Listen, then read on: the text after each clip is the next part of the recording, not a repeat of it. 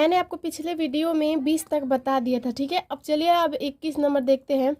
तो हमारा 21 नंबर सवाल है, एक विद्यालय में कक्षा 6 के बच्चों की संख्या विद्यालय के कुल बच्चों की संख्या का 15% है।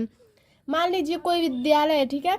कोई विद्यालय में कक्षा 6 क्लास 6 के जो बच्चे हैं उनकी संख्या, कुल बच्चों की जो संख्या है वो 15% है, ठीक है। यदि कक्षा 6 के बच्चों की संख्या 51 हो तो विद्यालय में कुल कितने बच्चे हैं। अगर ये बोल रहा है कि मतलब कि कक्षा 6 के जो बच्चे हैं उन लोगों की संख्या 51 होगा तो विद्यालय में कितने बच्चे हैं, ठीक है। तो चलिए इसको सॉल्व करते हैं। तो इसमें क्वेश्चन पूछा है कि विद्यालय में कुल बच्चों की संख्या बताइए, ठीक है। तो लिखेंगे माना विद्यालय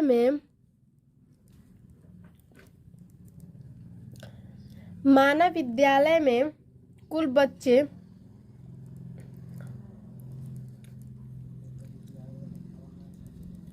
बराबर यक्स, ठीक है। बच्चों की संख्या हम लोगों का 51 है। इसमें दिया है कि बच्चों की संख्या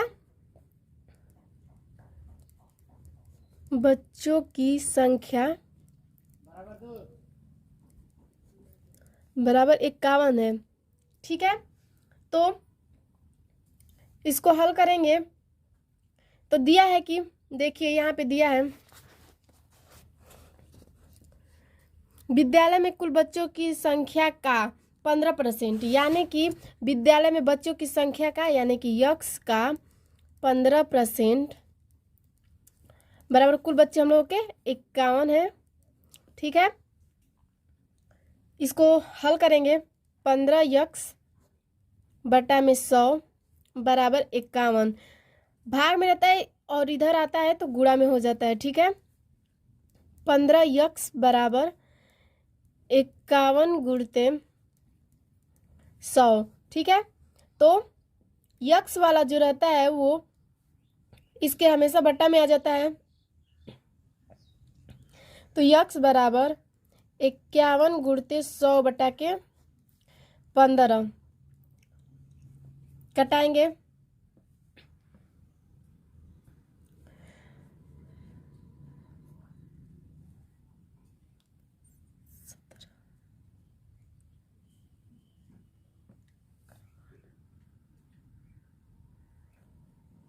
पाँच 20, यानी कि हम लोगों का यक्स बराबर 17 गुणते 20, यक्स बराबर 17 दूना के 34, 340 बच्चे, 340 बच्चे, ठीक है। अब हम लोग चलिए 22 नंबर सवाल देखते हैं। हम लोगों का 22 नंबर सवाल है, एक ग्रामीण विद्युतीकरण परियोजना के अंतर्गत किसी बस्ती में प्रति परिवार 2 बल्ब जलाने और 1 पंखा चलाने पर प्रति माह बिजली पर औसतन खर्च ₹180 आता है। 2 बल्ब और 1 पंखा चलाने पर हम लोगों का पूरा खर्च 180 आता है, ठीक है। यदि विद्युत उत्पादन का व्यय 20% बढ़ जाए तो प्रति परिवार बिजली का खर्च प्रति माह कितने रुपए होगा। मतलब कि हम लोगों को बताना है कि प्रति माह बिजली का कितना खर्च हो रहा है, ठीक है। चलिए इसको देखते हैं।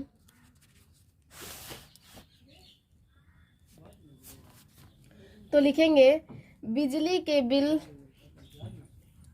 लिखेंगे बिजली के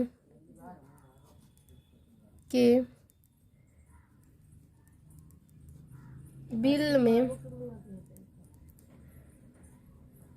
बढ़ोतरी, ठीक है। बिजली के बिल में बढ़ोतरी 180 ये 2 बल्ब और 1 पंखा चलाने में लग रहा है, जिसका 20% बढ़ जाता है। मैंने बताया है अभी कि बढ़ोतरी, तो 2 जीरो से 2 जीरो कटा लेंगे, यानी कि 18 गुणते 2, 18 दूना के 36, ठीक है। तो प्रति माह बिजली का बिल बताना है, तो प्रति माह बिजली का बिल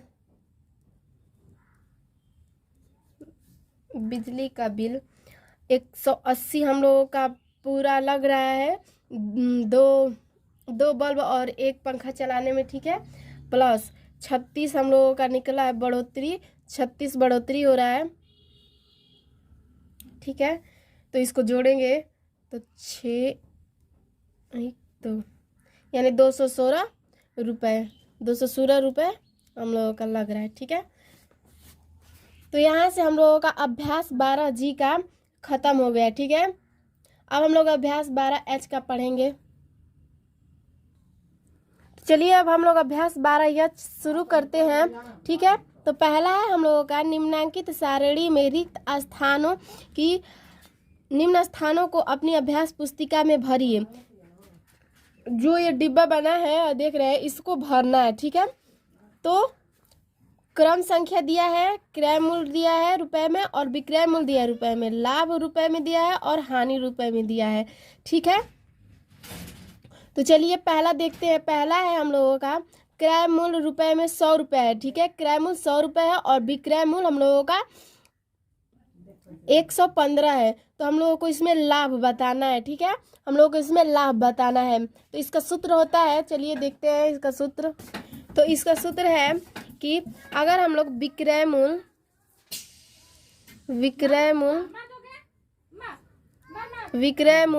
ठीक है माइनस क्रय मूल्य, विक्रय मूल्य माइनस क्रय मूल्य, अगर हम लोग विक्रय मूल्य माइनस क्रय मूल्य घटाएंगे तो हम लोगों का लाभ निकल जाएगा, ठीक है।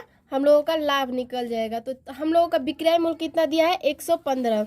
देखिए यहाँ पे हम लोगों का विक्रय मूल्य दिया है 115 और हम लोगों का क्रय मूल्य दिया है 100, ठीक है। तो विक्रय मूल्य 115 माइनस 100, तो हम लोगों को क्या निकालना था, लाभ निकालना था। तो अगर इसको घटा देंगे तो हम लोगों का लाभ निकल जाएगा, यानी कि हम लोग घटाएंगे तो इसका 15, यानी कि 15 हम लोगों का ये लाभ निकल गया, ठीक है। तो देखिए इसी में का दूसरा नंबर है हम लोगों का क्रय मूल्य। हम लोगों को इसमें क्रय मूल्य ज्ञात करना है, ठीक है। तो विक्रय मूल्य और लाभ दिया है, ठीक है। विक्रय मूल्य और लाभ दिया है, हम लोगों को क्रय मूल्य निकालना है, ठीक है। तो चलिए इसको निकालते हैं। तो देखिए 3 नंबर में एकदम सेम वही प्रोसेस करेंगे हम लोग, ठीक है। तो इसको हम लोग 1500 में से अगर हम लोग 300 घटा देंगे तो हम लोगों का निकल जाएगा क्या, क्रय मूल्य, ठीक है। 1200 क्रय मूल्य, हम लोगों का क्रय मूल्य निकालना था। तो क्रय मूल्य हम लोगों का कितना निकल गया 1200, यानी कि हम लोग इसमें 1200 भर देंगे, ठीक है। अब हम लोगों का 3 नंबर दिया है कि क्रय मूल्य दिया है 700 और विक्रय मूल्य नहीं दिया है, ठीक है।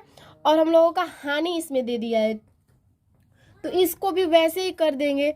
अगर हम लोग 700 में से हानि घटाएंगे, यानी हानि मतलब कि है उसको घटा देंगे 1500, तो हम लोगों का आ जाएगा 550, यानी कि हम लोगों का हानि हम लोगों का 550 आ जाएगा। ये हम लोगों का आंसर हो जाएगा, ये भी हम लोगों का आंसर हो जाएगा और ये भी, ठीक है। तो अब हम लोग 4 नंबर सवाल देखेंगे।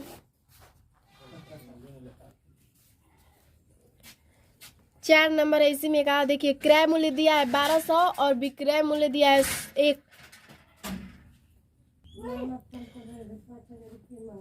तो देखिए क्रय मूल्य दिया है 1200 और विक्रय मूल्य दिया है 1000, ठीक है। तो इसको भी अगर हम लोग घटा देंगे तो ये भी आ जाएगा हम लोगों का। इसमें हम लोगों को हानि निकालना है, इसमें हम लोगों को हानि बताना है, इसमें भी, ठीक है। तो 1200 में से अगर हम लोग 1100 घटाएंगे तो हम लोगों का 100 बचेगा, ठीक है। अगर इसमें से अगर हम लोग माइनस करेंगे तो 100 बचेगा। तो हम लोगों का हानि आ गया, हम लोगों का हानि आ गया 100, ठीक है। अगर ये परसेंट में पूछता कि लाभ परसेंट बताइए, हानि परसेंट बताइए, तो इसका सूत्र होता है विक्रय मूल्य का सूत्र होता है, क्रय मूल्य का सूत्र होता है, लाभ परसेंट का सूत्र होता है, हानि परसेंट का सूत्र होता है। अभी मैं आपको आगे बताऊंगी। तो देखिए यहाँ पे लाभ बराबर ये सूत्र है, अगर आप लोग चाहेंगे तो नोट कर सकते हैं इसको। लाभ है, ठीक है, लाभ बराबर विक्रय मूल्य, विक्रय मूल्य माइनस क्रय मूल्य, क्रय मूल्य।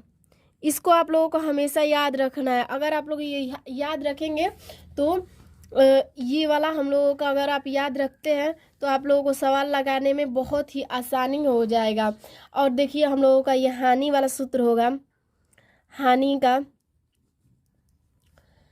क्रय मूल्य, क्रय मूल्य माइनस विक्रय मूल्य, विक्रय मूल्य, ठीक है, विक्रय मूल्य। ये दोनों सूत्रों को आपको याद रखना है, ठीक है। अगर ये आप याद रखते हैं तो आपको इस पे कोई भी सवाल दिया जाएगा तो आप हल कर सकते हैं, ठीक है। तो चलिए अब हम लोग आगे सवाल देखते हैं। तो देखिए हम लोगों का 2 नंबर सवाल है। रहीम ने एक घड़ी रुपए 1400 में खरीद कर, ठीक है, 1400 रुपये में खरीद कर रुपए 1600 में बेच दी, उसे कितने का लाभ, मतलब कितना लाभ हुआ। देखिए इसमें आपको एक बात का हमेशा गौर करना है कि जब लाभ परसेंट पूछेगा तो हम लोगों को लाभ परसेंट का सूत्र रखना होगा। अगर हम लोगों का लाभ पूछा तो हम लोग अभी यहाँ पे मैंने आपको लाभ का सूत्र बताया है, उस पर हल कर देंगे, ठीक है। तो यहाँ पे आप देखेंगे कि हम लोगों का ये लाभ पूछ रहा है, ये ना कि लाभ परसेंट पूछ रहा है, ठीक है। तो लाभ पूछ रहा है तो लाभ का सूत्र रख कर इसको हल कर देंगे। कोई रहीम है जो घड़ी खरीदता है 1400 में और उसे बेच देता है 1600 में, यानी कि क्रय मूल्य हम लोगों का हो जाएगा 14। चलिए इसको देखते हैं हल कर कर। तो सबसे पहले तो हम लोगों को ये करना पड़ेगा कि जो हम लोगों का दिया है वो पहले लिख लेंगे, तब हम लोग को एकदम आसानी तरीका से हो जाएगा, हल कर देंगे इसको बहुत ही आसानी तरीका से, ठीक है। तो देखिए पहले दिया है खरीद कर, यानी कि क्रय मूल्य, ठीक है, क्रय मूल्य, खरीद कर यानी कि क्रय मूल्य, यानी कि हम लोग लिख लेंगे क्रय मूल्य, क्रय मूल्य बराबर हम लोगों का 1400 रुपये, ठीक है।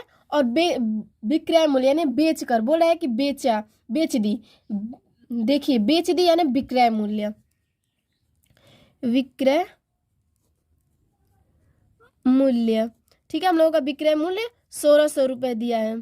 तो हम लोगों का सूत्र मैंने आपको बताया कि लाभ बराबर, अगर आप चाहेंगे तो सूत्र को याद रखेंगे तो ठीक है, अगर चाहेंगे तो इसको लिख कर फिर लगाएंगे उसी सूत्र पे तो आपको बहुत ही आसानी रहेगा।